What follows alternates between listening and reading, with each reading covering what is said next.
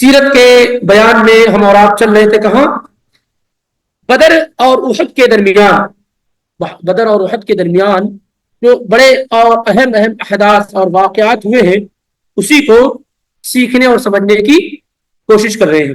پچھلے دنوں میں جو ذکر ہوا وہ کیا تھا؟ غزوہ بنو قینقاع کا ذکر ہوا اور اللہ کے پیغمبر صلی اللہ علیہ وسلم نے کیوں ان کو مدینے سے نکالا اور وغیرہ وغیرہ. اور دوسرا کعب ابن اشرف یہودی کو اللہ کے نبی علیہ الصلوۃ والسلام نے قتل کرنے کا حکم دیا. اس کے وجوہات اور اسباب کیا تھے، کون لوگ گئے تھے، یہ باتیں پچھلے دنوں میں ذکر کی جا چکی. ایک اہم بات جو اور پہلے ذکر کی جانی چاہیے تھی وہ یہ ہے کہ عید کی نماز آپ لوگ پڑھتے ہوں. عید الفطر اور عید الاضحیٰ. کیا آپ جانتے ہیں کہ عید الفطر اور عید الاضحیٰ کب مشروع ہوئی؟ یعنی کب سے عید الفطر کی اور عید الاضحیٰ کی نماز اور عید منانے کا سلسلہ شروع ہوا؟ مکہ میں آپ صلی اللہ علیہ وسلم نے کتنی مرتبہ عید کی نماز پڑھائی تھی؟ کسی کو معلوم ہے؟ یہ عید منانے کا عید الفطر اور عید الاضحیٰ کب سے اسٹارٹ ہوئی، کب سے شروع ہوئی؟ ہاں کسی کو نہیں معلوم ہے؟ اللہ نے کوئی جواب دیا کیا؟ کب سے شروع ہوئی بھائی؟ عید منائیں گے یا جانیں گے کب سے شروع ہوئی؟ انس ابن مالک رضی اللہ تعالی عنہ بیان کرتے ہیں، سنن ابو داؤد میں 1134 اور اسی طریقے سے نسائی میں اور مسند احمد میں روایت موجود ہے کہ قدم رسول اللہ صلی اللہ علیہ وسلم المدینہ وَلَهُمْ يَوْمَانِ يَلْعَبُونَ فِيهِمَا فِي الْجَاهِلِيَّةِ. اللہ کے پیغمبر جب مدینہ تشریف لائے تو مدینہ کے لوگ سال میں 2 مرتبہ جاہلیت کے زمانے میں کھیلتے تھے، عید مناتے تھے، خوشیاں مناتے تھے. اللہ کے پیغمبر جب مدینہ تشریف لائے تو جاہلیت کے زمانے میں مدینے میں پہلے ہی سے لوگ سال میں 2 مرتبہ کیا ہے، کھیل کود کرتے تھے، عید مناتے تھے. تو اللہ کے نبی علیہ الصلوۃ والسلام نے کہا ان اللہ قد ابدلکم بہما خیرا منہما. اللہ نے جاہلیت کی 2 عیدوں کو بدل کر کے اس سے بہتر تمہیں 2 عید عطا فرمائی ہے، یوم الفطر و یوم النحر. ایک عید الفطر اور دوسرے عید الاضحیٰ. عید الفطر سب سے پہلے کب پڑھی گئی؟ غزوہ بدر کب ہوا؟ رمضان سن 2 ہجری میں. رمضان سن 2 ہجری میں اب واپس جب بدر سے آئے تو اس کے آنے کے بعد کون سا مہینہ شروع ہوا رمضان کے بعد؟ شوال. تو چند دنوں کے بعد سب سے پہلے عید الفطر کی نماز ادا کی گئی اور یہ پہلی مرتبہ تھا کہ اسلامی عید کا قیام اور بنیاد اس کی رکھی. پہلی مرتبہ عید سن 2 ہجری شوال کے مہینے میں کیا ہے منائی گئی. انتہائی خوشی کا ماحول تھا. ایک تو بدر کی خوشی اور اس کے چند دنوں کے بعد ایک اور خوشی عید الفطر کی صورت میں مسلمانوں کو دی گئی.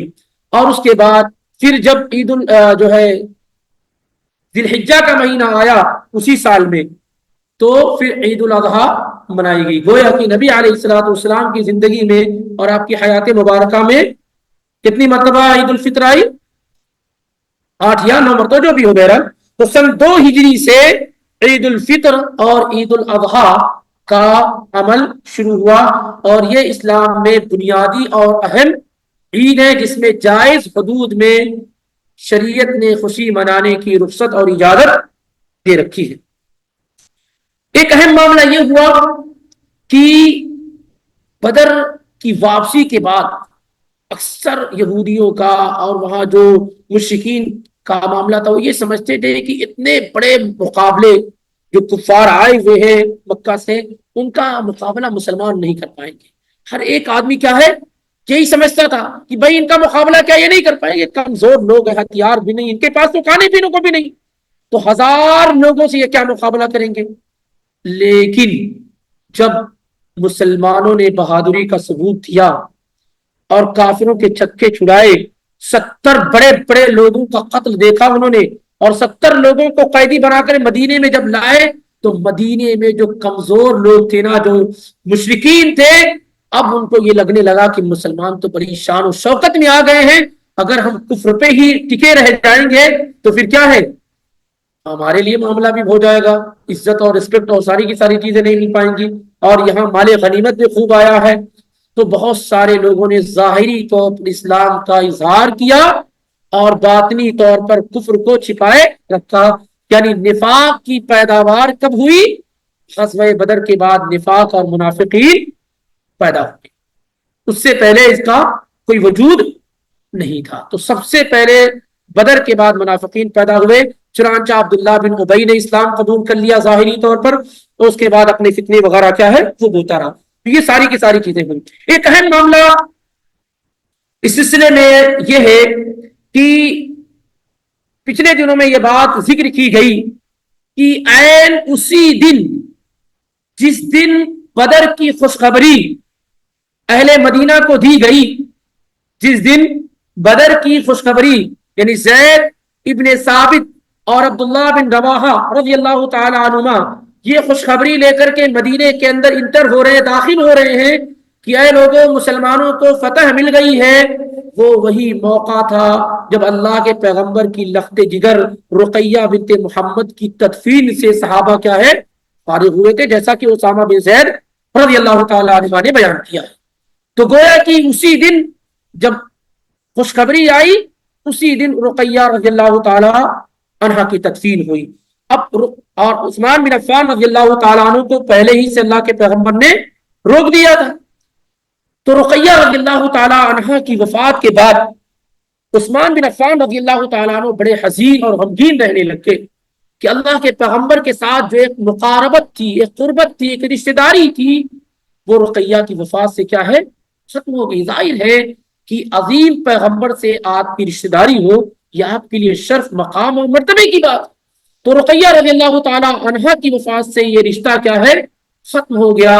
ایک تو ایک پاک باز بیوی، باصفا اور وفادار بیوی کی وفات کا غم، اور دوسرے یہ کہ اللہ کے پیغمبر سے قربت جو ختم ہو گئی، ایک رشتہ داری تھی، یہ سارے غم جو ہے عثمان بن عفان رضی اللہ تعالیٰ عنہ پر کیا ہے ٹوٹ رہے تھے۔ لیکن اسی اثنا میں، اسی دوران ایک اور واقعہ پیش آیا کہ سیدنا امیر المومنین عمر بن خطاب رضی اللہ تعالی عنہ کی لخت جگر اور آپ کی نور نظر حفصہ بنت عمر رضی اللہ تعالی عنہما، جن کے پہلے شوہر خنیس بن حذافہ السہمی رضی اللہ تعالی عنہ تھے، خنیس بن حذافہ السہمی رضی اللہ تعالی عنہ جو شروع میں اسلام لانے والوں میں سے، جنہوں نے ہجرت کی مدینے حبشہ کی طرف اور مدینے کے لیے بھی ہجرت کی، اور جو بدری صحابی تھے، جو بدری صحابی تھے، خنیس بن حذافہ السہمی رضی اللہ تعالی عنہ، بدر سے واپسی کے بعد یا بدر میں ان کو زخم لگا تھا، جس کی وجہ سے خنیس رضی اللہ تعالی عنہ کی وفات ہو گئی، ان کی وفات ہو گئی۔ اور اس طریقے سے ام المومنین حفصہ رضی اللہ تعالیٰ عنہ کیا ہے بیوہ ہو گئی۔ اب ظاہر ہے ہر باپ کو اپنی بیٹی کے متعلق فکر دامنگیر ہوتی ہے، ہر باپ کو اپنی بیٹی کے متعلق فکر دامنگیر ہوتی ہے۔ اب ام المومنین حفصہ رضی اللہ تعالیٰ عنہ بیوہ ہو گئی، بالکل عین جوانی کی حالت ہے، 20 سے 21 سال کی عمر میں اگر کوئی باپ کی بیٹی بیوہ ہو جائے تو ظاہر ہے اسے تکلیف پہنچے گی، اور ایک بہترین شوہر کو کھو دینے سے حفصہ رضی اللہ تعالیٰ عنہ بھی اداس اور غمگین رہنے لگی۔ یہ ماجرا عمر بن خطاب رضی اللہ تعالیٰ عنہ کے لیے کافی مشکل ہو گیا۔ صحیح بخاری کے اندر روایت موجود ہے 5122 کے اندر کہ عبداللہ بن عمر رضی اللہ تعالیٰ عنہ فرماتے ہیں کہ جب ام المومنین حفصہ رضی اللہ تعالیٰ عنہ بیوہ ہو گئی اور صورتحال یہ تھی، تو عمر بن خطاب رضی اللہ تعالیٰ عنہ عثمان بن عفان کے پاس آئے، کیونکہ وہ بھی کیا ہو گئے تھے، ان کی بھی بیوی رقیہ کی وفات ہو گئی، وہ بھی غم میں ڈوبے ہوئے، ان کو بھی کسی بیوی کی تلاش، اور یہاں عمر بن خطاب کی لخت جگر کے شوہر جو ہے خنیس رضی اللہ تعالیٰ عنہ کی وفات ہو گئی، تو یہ بھی بیوہ ہو گئی، تو ان کے پاس شوہر نہیں اور ان کے پاس بیوی نہیں۔ تو امیر المومنین عمر بن خطاب رضی اللہ تعالیٰ عنہ عثمان بن عفان رضی اللہ تعالیٰ عنہ کے پاس آئے، فعرضت علیہ حفصہ، کہتے ہیں کہ میں نے حفصہ رضی اللہ تعالیٰ عنہ کا پرپوزل دیا کہ آپ حفصہ سے نکاح کر لیجئے. کس نے کہا؟ عمر بن خطاب نے عثمان بن عفان رضی اللہ تعالیٰ عنہ سے کہا. تو عثمان بن عفان رضی اللہ تعالیٰ عنہ کا سأنظر فی امری، میں اس معاملے میں غور کروں گا، دیکھوں گا. امیر المومنین عمر بن خطاب رضی اللہ تعالیٰ عنہ کہتے ہیں فلبثت لیالی، میں چند راتوں تک ویٹ کرتا رہا، انتظار کرتا رہا. جب انہوں نے کہا کہ میں اس معاملے میں دیکھوں گا، غور و فکر کروں گا، تو میں چند راتوں تک، چند دنوں تک ان کی جواب کا ویٹ کرتا رہا، انتظار کرتا رہا. پھر جب ان سے ملاقات ہوئی تو انہوں نے جواب دیا قد بدا لی اللہ اتزوج یومی ھذا. عثمان بن عفان رضی اللہ تعالیٰ عنہ نے کئی دنوں کے بعد جب جواب دیا تو یہ کہا کہ میں ان دنوں میں نکاح کرنے کی پوزیشن میں نہیں. آسان ترجمہ کر رہا ہوں کہ اس وقت میں نکاح کرنے کے ارادے میں اور پوزیشن میں نہیں ہوں. یہ عثمان بن عفان رضی اللہ تعالیٰ عنہ کا جواب ہے. عمر رضی اللہ تعالیٰ عنہ کہتے فلقیت ابا بکر الصدیق، پھر میں ابو بکر صدیق رضی اللہ تعالیٰ عنہ سے ملا. فقلت ان شئت زوجتک حفصہ بنت عمر، اے ابو بکر صدیق اگر تم چاہو تو میں حفصہ بنت عمر کا نکاح تم سے کر دوں. اگر تمہارے یہاں رغبت ہو، دلچسپی ہو تو میں اپنی بیٹی حفصہ کا نکاح تم سے کر دوں. سبحان اللہ، میں ہمیشہ کہتا رہتا ہوں صحابہ کا ایمان، ان کا تقوی، ان کے دلوں کی صفائی ایسی ہے کہ کیا کہا جائے. دیکھیں کس طریقے سے آپ یہ سب عظیم صحابہ کیسے گفتگو آپس میں کر رہے ہیں کہ ان شئت زوجتک حفصہ بنت عمر، اگر آپ کہیں چاہیں تو میں اپنی بیٹی حفصہ کا نکاح آپ سے کر دوں. فصمت ابو بکر ولم یرجع الی شیئا، ابو بکر رضی اللہ تعالیٰ عنہ مکمل سائلنٹ، خاموش، کچھ بھی نہیں کہا، نہ ہاں نہ نہیں. کم سے کم عثمان رضی اللہ تعالیٰ عنہ نے یہ کہا کہ میں دیکھوں گا، بتاؤں گا. بکر صدیق رضی اللہ تعالیٰ عنہ نے کوئی جواب ہی نہیں دیا. امیر المومنین عمر بن خطاب رضی اللہ تعالیٰ عنہ کہتے ہیں کہ وَكُنْتُ أَوْجَدَ عَلَيْهِ مِنِّي عَلَى عثمان، مجھے ابو بکر رضی اللہ تعالیٰ عنہ کے اس طرز عمل سے، اس بے رخی سے عثمان رضی اللہ تعالیٰ عنہ سے بھی زیادہ تکلیف ہوئی. کم سے کم انہوں نے چند دن کے بعد کہا، جواب ایک دیا، لیکن ان کی خاموشی سے مجھے عثمان بن عفان رضی اللہ تعالیٰ عنہ سے بھی زیادہ غم اور تکلیف ملی. فلبثت لیالیہ، میں چند راتوں، چند دنوں تک ٹھہرا رہا. ثم خطبها رسول اللہ صلی اللہ علیہ وسلم فانکحتها ایاہ، پھر اللہ کے پیغمبر نے میری بیٹی کا رشتہ مانگا. میں نے پرپوزل دیا عثمان بن عفان کو، انہوں نے کہا کہ میں ابھی نکاح کے موڈ میں نہیں ہوں. ابو بکر کو کہا تو انہوں نے کوئی جواب نہیں دیا. پھر میں چند راتوں اور چند دنوں تک ٹھہرا رہا. پھر اللہ کے پیغمبر نے مجھے نکاح کا پرپوزل دیا کہ میں تمہاری بیٹی حفصہ سے نکاح کرنا چاہتا ہوں. فانکحتها ایاہ، تو میں نے ان سے نکاح کر دیا، نبی صلی اللہ علیہ وسلم سے اپنی بیٹی کا نکاح کر دیا. یہاں پر یہ بات ذکر ہے مسند ابو یعلا کے اندر، حدیث نمبر 6 ہے اور سند اس کی صحیح ہے، کہ جب عثمان رضی اللہ تعالی عنہ نے یہ کہا تو عثمان رضی اللہ تعالیٰ عنہ کی ایک طرح سے کمپلین اور شکایت عمر رضی اللہ تعالیٰ عنہ نے اللہ کے پیغمبر سے کی. تو اس وقت اللہ کے پیغمبر نے ایک بات کہی تھی، آپ نے کہا تھا تزوج حفصہ خیر من عثمان، حفصہ سے وہ شخص نکاح کرے گا جو عثمان سے افضل ہوگا. وتزوج عثمان خیر من حفصہ، اور عثمان اس سے نکاح کریں گے جو حفصہ سے افضل ہوں گے. بہرحال تو بخاری کے علاوہ یہ اصل روایت بخاری میں 5122 میں ہے وہی، لیکن مسند ابو یعلا کے اندر یہ الفاظ آئے ہوئے. المهم یہ ہے کہ امیر المومنین نے حفصہ رضی اللہ تعالیٰ عنہ کا نکاح اللہ کے پیغمبر صلی اللہ علیہ وسلم سے. اب جب نکاح ہو گیا فلقینی ابو بکر، تو مجھ سے ابو بکر رضی اللہ عنہ کی ملاقات ہوئی. جب ملاقات ہوئی، نکاح کے بعد شادی وادی ہو گئی، اس کے بعد تو ابو بکر صدیق رضی اللہ تعالیٰ عنہ نے کہا لعلک وجدت علی حین عرضت علی حفصہ، غالباً تمہیں مجھ سے تکلیف ملی ہوگی جب تم نے اپنی بیٹی حفصہ کا پرپوزل مجھ سے دیا تھا اور میں نے کوئی جواب نہیں دیا. ظاہر یقینی طور پہ کیا ہے، ایک تکلیف تمہیں مجھ سے ملی ہوگی کہ کچھ تو بولنا چاہیے. کہتے ہیں نا بھائی کچھ تو بولے بندہ، دے گا نہیں دے گا، کرے گا نہیں کرے تو کچھ تو، کیونکہ خاموشی ایسے مواقع پر کیا زیادہ تکلیف پہنچاتی ہے.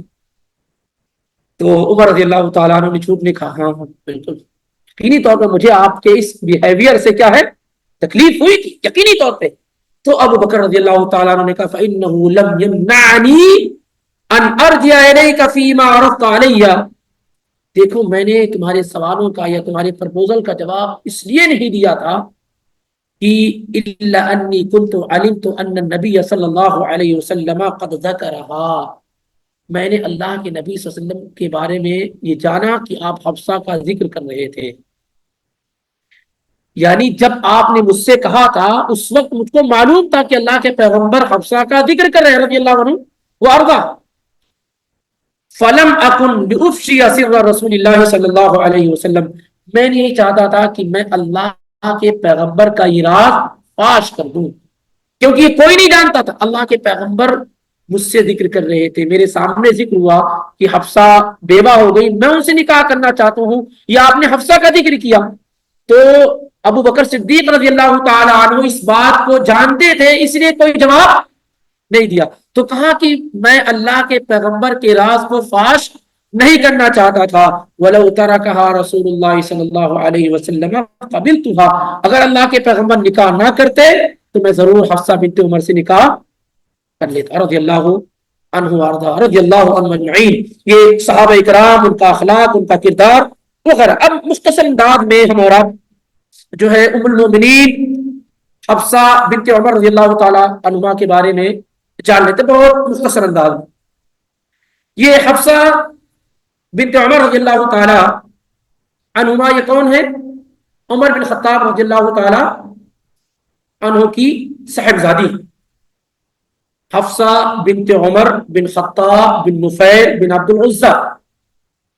اور یہ مشہور صحابی عبداللہ ابن عمر رضی اللہ تعالی عنہ کی بہن ہے. اور انتہائی مشہور صحابی عثمان بن مظعون کی بھانجی، یعنی ان کی والدہ ام المومنین حفصہ بنت عمر کی والدہ جو تھی وہ زینب بنت مظعون تھی. زینب بنت مظعون یہ امیر المومنین عمر بن خطاب رضی اللہ تعالیٰ عنہ کی بیوی تھی. لگ رہا کافی مشکل ہو رہا ہے، آپ لوگوں کا چہرہ ایسا بتا رہا کہ سمجھ نہیں پا رہے ہیں. عثمان بن مظعون یہ مشہور صحابی، قدامہ بن مظعون، عبداللہ بن مظعون، یہ تینوں بڑے درجے کے صحابی ہیں. ان کی بہن زینب بنت مظعون تھی، اور یہ کن کی بیوی تھی؟ ام المومنین عمر بن خطاب کی بہن تھی.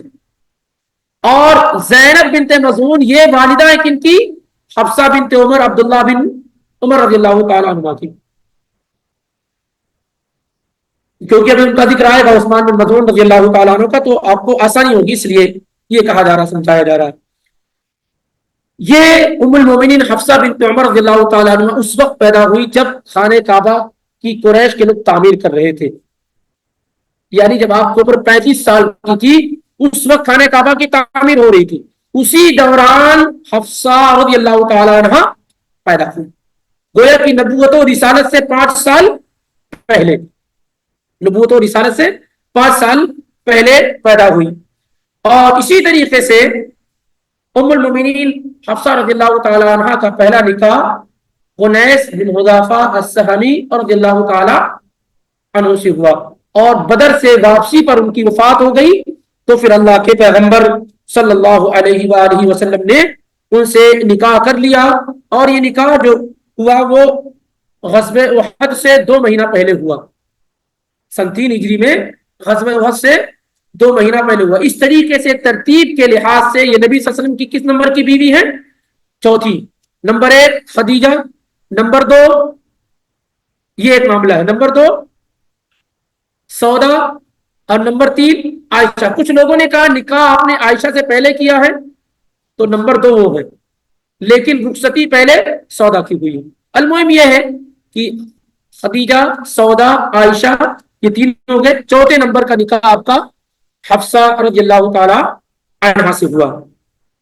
حفصہ رضی اللہ تعالی عنہا کے ساتھ چند چیزیں ایسی واقع ہوئی ہیں جو کافی مشہور اور شہرت بھی رکھتی ہیں، اس سے ان کے مقام اور مرتبے میں کوئی فرق نہیں پڑتا۔ ان میں سے ایک چیز یہ ہے، جیسا کہ سنن ابو داؤد وغیرہ میں، ابن ماجہ میں، نسائی وغیرہ میں ہے، کہ عمر رضی اللہ تعالیٰ عنہ خود بیان کرتے ہیں کہ ان رسول اللہ صلی اللہ علیہ وسلم طلق حفصہ ثم راجعها، کہ اللہ کے پیغمبر صلی اللہ علیہ وسلم نے حفصہ کو طلاق دے دیا، پھر اس کے بعد رجوع کر لیا۔ یہ حدیث کی کئی کتابوں میں، سنن ابو داؤد میں، ابن ماجہ میں، نسائی میں، ابن حبان میں، مسند ابو یعلا میں، مستدرک حاکم میں، اور یہ روایت بالکل صحیح ہے۔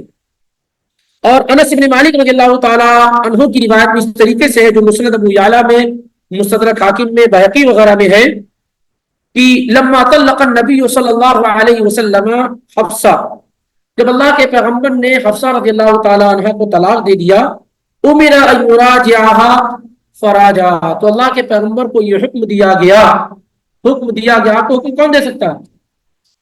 آپ لوگوں کو حکم دیتے ہیں، کوئی آدمی آپ کو حکم نہیں دے سکتا، تو آپ کو حکم دیا گیا کہ آپ ان سے رجوع کر لیں، یعنی ان کو اپنی زوجیت میں باقی رکھیں۔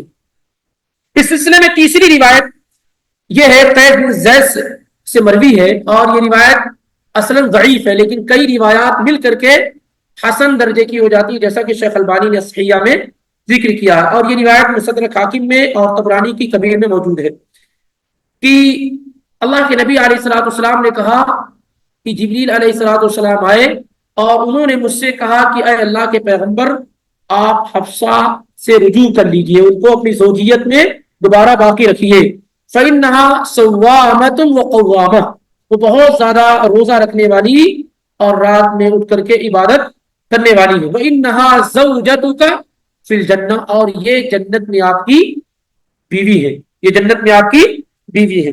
اس سلسلے میں ایک اور روایت موجود ہے مسند ابو یعلا میں، اور امام طحاوی نے مشکل الاثار میں، امام طبرانی نے الکبیر میں ذکر کیا، ابن حبان نے، اور روایت صحیح ہے، کہ ایک مرتبہ حفصہ رضی اللہ تعالی عنہ رو رہی تھی، عمر رضی اللہ تعالیٰ عنہ داخل ہوئے، ان کے پاس گئے تو وہ رو رہی تھی، تو کہنے لگے کہ کیوں رو رہی ہو؟ کہیں ایسا تو نہیں کہ اللہ کے نبی علیہ الصلوۃ والسلام نے تمہیں طلاق دے دیا؟ یاد رکھو، انہ قد طلقک مرۃ ثم راجعک من اجلی، ایک مرتبہ اللہ کے پیغمبر تمہیں طلاق دے چکے ہیں میری وجہ سے، طلاق دے چکے ہیں اور میری وجہ سے انہوں نے رجوع کر لیا، میرا خیال کرتے ہوئے آپ صلی اللہ علیہ وسلم نے رجوع کر لیا ہے، واللہ لئن کان طلقک مرۃ اخری لا اکلمک ابدا، اگر دوبارہ اللہ کے پیغمبر نے طلاق دے دیا تو میں تم سے کبھی بات نہیں کروں گا۔ یہ جو طلاق اللہ کے پیغمبر نے دیا، اس کا کوئی ریزن حدیث میں ذکر نہیں ہے، کوئی بھی ریزن ذکر نہیں۔ کچھ لوگوں نے کہا کہ وہ وَإِذَا أَسَرَّ النَّبِيُّ إِلَىٰ بَعْضِ أَزْوَاجِهِ حدیثہ جو سورہ تحریم کی آیت ہے، اس میں ایک راز اللہ کے نبی علیہ الصلوۃ والسلام نے دیا تھا حفصہ بنت عمر کو، اور وہ راز کو انہوں نے فاش کر دیا، اس کو محفوظ نہ کر سکی، اس لیے اللہ کے نبی صلی اللہ علیہ وسلم نے طلاق دے دی، لیکن یہ درست اور صحیح نہیں۔ اس بنیاد پر اللہ کے پیغمبر نے طلاق دیا تھا، واللہ عالم بالصواب، اس کی کوئی ریزن، کوئی وجہ بیان نہیں کی گئی ہے۔ یہ بھی کہا گیا ہے اس سلسلے میں، جو علماء استدلال کرتے ہیں، ایسا اس لیے کہ اگر کوئی آدمی طلاق دے دیتا ہے تو وہ ضروری نہیں کہ اس کا عیب لوگوں کے سامنے بیان کرے تاکہ کوئی دوسرا نکاح نہ کر لے، لیکن بہرحال چونکہ وہ بھی سب لوگ انسان تھے، تو انسان ہونے کی حیثیت سے خطا اور غلطی ہو جایا کرتی، جیسے نبی صلی اللہ علیہ وسلم نے ساری بیویوں سے ایلا کر لیا تھا، 1 مہینے کا 9 کی 9 بیویوں سے ایلا کیا، تو کیا ایلا کرنے سے ان کے مقام، ان کے پوزیشن پر کوئی اثر پڑا؟ بھی نہیں اثر پڑا۔ اس لیے ایسی کوئی بات نہ کہی جائے ام المؤمنین کے بارے میں جس کا کوئی ثبوت نہ ہو۔ یہ اللہ تعالیٰ نبی علیہ الصلوۃ والسلام کے ذریعے سے لوگوں کو ایک تربیت دینا چاہتا تھا، ہو سکتا ہے اس کا یہ اثر ہو، المهم یہ، لیکن اس سے ان کا مقام و مرتبہ قطعاً کچھ کم نہیں ہوا، بلکہ آپ اندازہ لگائیں کہ ام المؤمنین حفصہ رضی اللہ تعالی عنہا کا مقام و مرتبہ، ایک تو یہ کہ اللہ تعالیٰ نے قرآن میں کیا کہا، نبی اولا بالمؤمنین من انفسہم وازواجہ امہاتہم، سارے ایمان والوں کی مائیں ہیں نبی علیہ الصلوۃ والسلام کی بیویاں۔ اور مزید یہ کہ ابو بکر صدیق رضی اللہ تعالیٰ عنہ نے جب قرآن کو اکٹھا اور جمع کیا، اس کے بعد عمر رضی اللہ تعالیٰ عنہ کے ہاتھ میں آیا تو انہوں نے اپنی وفات سے پہلے حفصہ بنت عمر کو دے دیا، پھر عثمان بن عفان رضی اللہ تعالیٰ عنہ نے جب دوسری مرتبہ جو ایک لہجے پہ جمع کرنا چاہا تو پھر حفصہ بنت عمر کے پاس سے وہ قرآن منگا کر کے پھر ان کے پاس کیا ہے لوٹا دی. اس لیے زمانے تک وہ قرآن کیا ان کے پاس رہا. اور جو وقت خیبر والی عمر رضی اللہ تعالیٰ عنہ نے وقت کی تھی تو اس کی ذمہ داری بھی آپ نے حفصہ رضی اللہ تعالیٰ عنہ کو دی تھی. اور اسی طرح سے کئی مسائل میں کافی معاملہ ان کا رہا ہے. 60 احادیث انہوں نے اللہ کے پیغمبر صلی اللہ علیہ وسلم کی بیان کی ہے جو احادیث کی کتابوں میں موجود ہے. ان کی وفات مدینے کے اندر ہوئی. تاریخ وفات میں اختلاف ہے. کچھ لوگوں نے کہا 41 ہجری میں ہوئی ہے, کچھ لوگوں نے کہا کہ 45 ہجری میں ہوئی. بہرحال زیادہ اقوا اور مضبوط بات 45 ہجری کی ہے کہ اسی وقت آپ کی وفات ہوئی. اور آپ کی نماز جنازہ مروان بن حکم نے پڑھائی. بقیع الغرقد جو آپ دیکھ رہے ہیں وہاں پر آپ کی تدفین کی گئی. اور یہ بھی کہا جاتا ہے کہ مروان موجود رہا یہاں تک کہ وہ اس زمانے کا مدینے کا گورنر تھا. تو جب تک ان کو ان کی تدفین نہیں کر دی گئی تب تک کیا ہے وہ وہاں پر موجود تھے. مروان بن حکم رحمہ اللہ جو زمانے کے وہاں کے گورنر تھے. بہرحال تو یہ مختصر انداز میں ام المؤمنین حفصہ رضی اللہ تعالی عنہا کے نکاح کا معاملہ اور اسی طریقے سے مختصر انداز میں ان کی سیرت بھی آپ کے سامنے کیا ہے ذکر کی گئی ہے. یہ ہماری اور آپ کی ماں ہے. احترام میں, عزت میں, توقیر میں, ان تمام چیزوں میں ہماری ماں ہے. ان کے بارے میں جاننا, ان کا احترام کرنا, ان کا ادب کرنا یہ ایمان کا بہت اہم حصہ ہے. جو ان سے محبت نہ کرے وہ اللہ سے, اللہ کے رسول سے محبت کرنے والا نہیں ہو سکتا. کیونکہ آپ اپنی بیویوں سے محبت کرتے تھے. یہ جو مشہور ہو گیا ہے نا لوگوں کے درمیان کہ نبی علیہ الصلوۃ والسلام ان سے محبت نہیں کرتے اس لیے طلاق, یہ بالکل جاہلانہ بات ہے. اس کا کوئی سر و پیر نہیں ہے. آپ صلی اللہ علیہ وسلم اپنی تمام بیویوں سے انتہا درجے کی کیا ہے محبت کرتے تھے, انتہا درجے کی محبت کرتے تھے. اس طرح کی محبت دنیا میں کوئی آدمی کوئی شخص اپنی بیوی سے نہیں کہا. اور ام المؤمنین حفصہ رضی اللہ تعالی عنہا کا مقام اور مرتبہ تو کیا ہے بہت بلند اور عظیم ہے. اس لیے مشہور جو ہے یہ بالکل غلط اور بے بنیاد بات ہے. بہرحال وقت کافی ہو گیا, باقی جو باتیں انشاءاللہ آئندہ آپ کے سامنے آتی رہیں گی. اللہ رب العالمین ہمیں اور آپ کو کہنے سننے سے زیادہ عمل کی توفیق عطا فرمائے. اللہ ہمیں صحیح علم دے جو کتاب و سنت اور صحابہ کی سمجھ کے مطابق ہو اور اس پر عمل کی توفیق دے, اور اسی پر اللہ تعالی ہمارا اور آپ کا خاتمہ فرمائے. آمین. وآخر دعوانا ان الحمد للہ رب العالمین.